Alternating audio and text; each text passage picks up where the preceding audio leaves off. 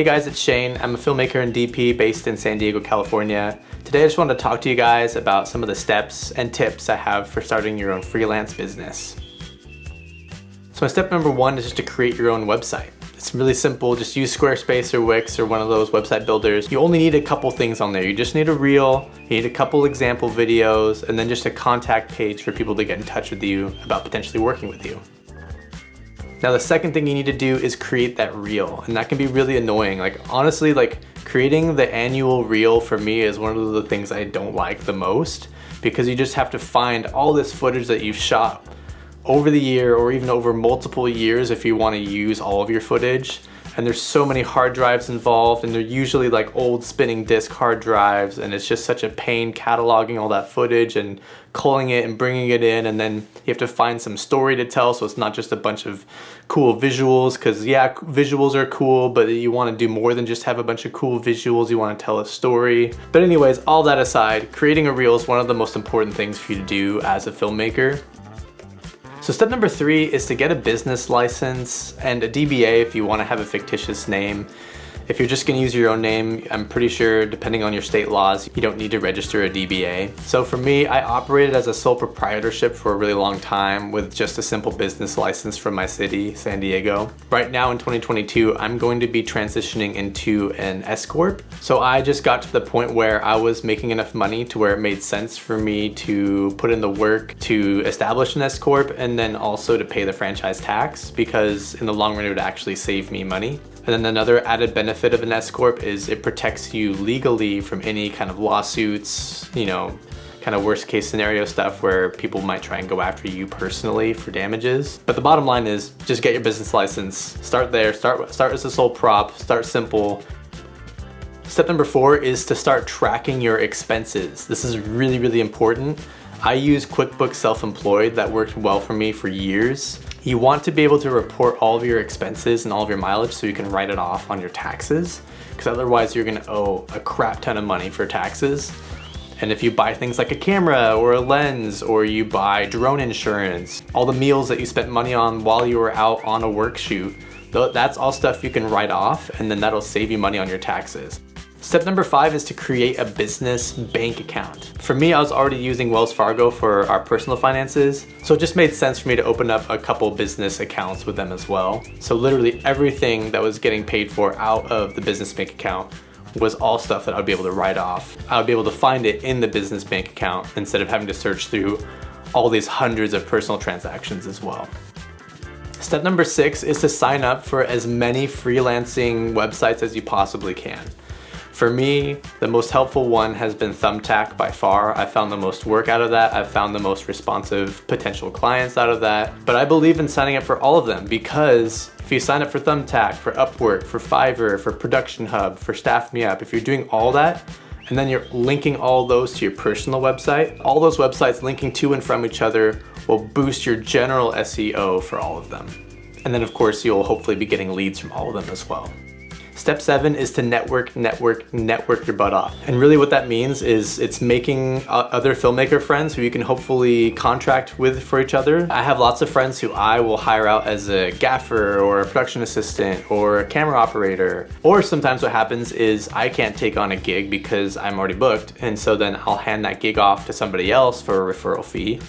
And then sometimes they'll do the same for me. The more filmmaker friends you can make, the better. And just always be on their side. Always be their cheerleader as well, and really promote them as well. You want as many people to like you and to feel like you love them as you possibly can.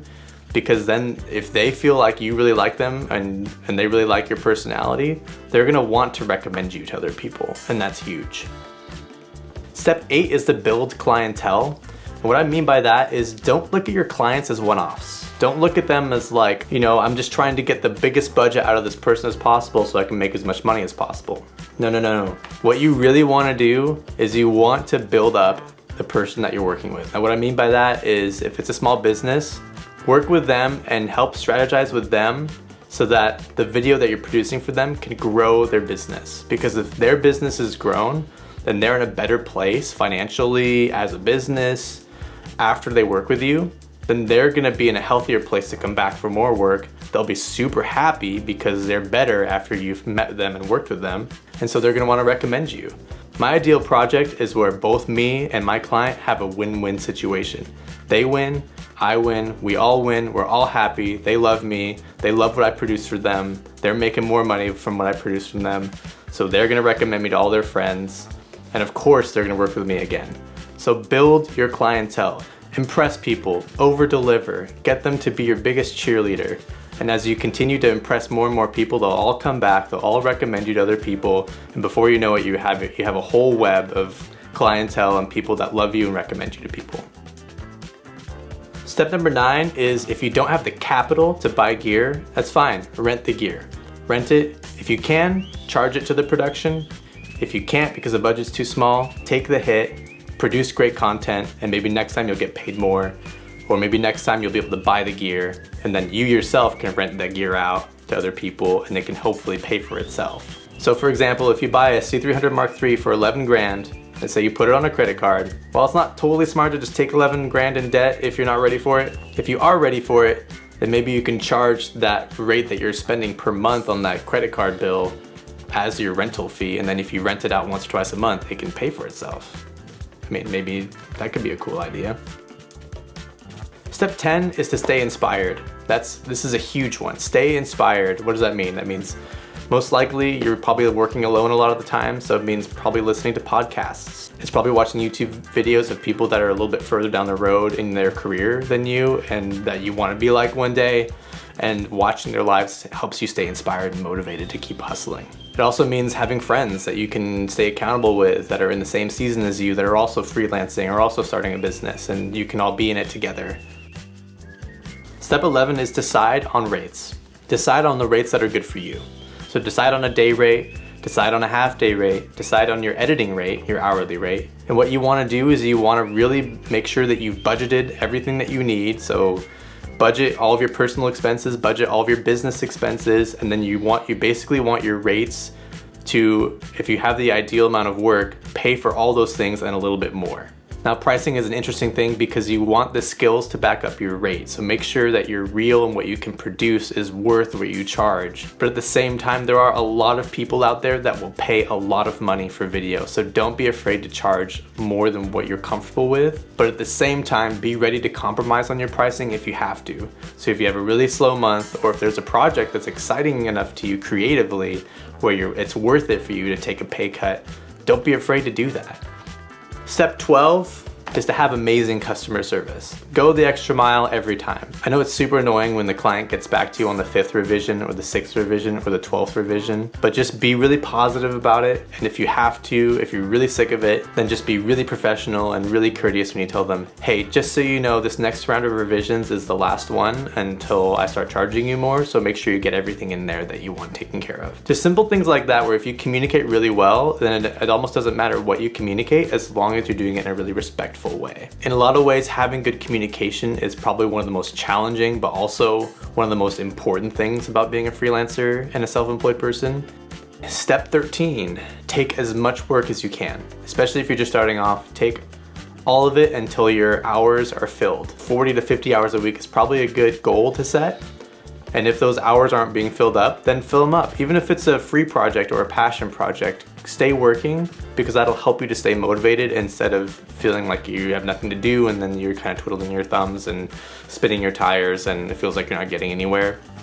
Fill up your time. And as you get more and more work and more experience, you'll start to get too many people asking you for work. And so what do you do then?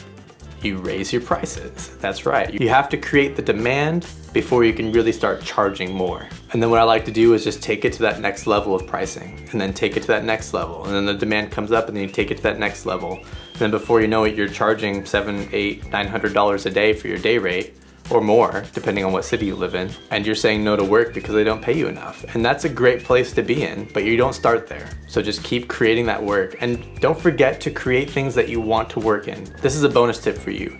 Create the work and initiate the work that you want to have. What do I mean by that? If you want to shoot surfers surfing out in the ocean, go out there and shoot something as a passion project. Do it for free or just do your own thing. Shoot it, produce it, make it awesome, share it on social media, share it on your website and your reel, and then people will start to know you for that. But if you don't go out there and create the content that you want to get paid to create, no one will ever know that that's what you want to do. No one will ever know that you can do that. So go out and create it. So yeah guys, those are all the tips I have for you starting your freelance filmmaking career. I hope it's really helpful. So for me, these were just the steps that I took living here in Southern California that helped me to create a 6-figure business within 2 years of moving to Southern California. For you, your journey might be a little bit different. You might start off with an LLC, or you might start off charging more, or you might start off doing something else, you know, who knows? But I just hope that you find this inspiring, encouraging, or really helpful in your journey. So that'll do it for me today. Good luck out there.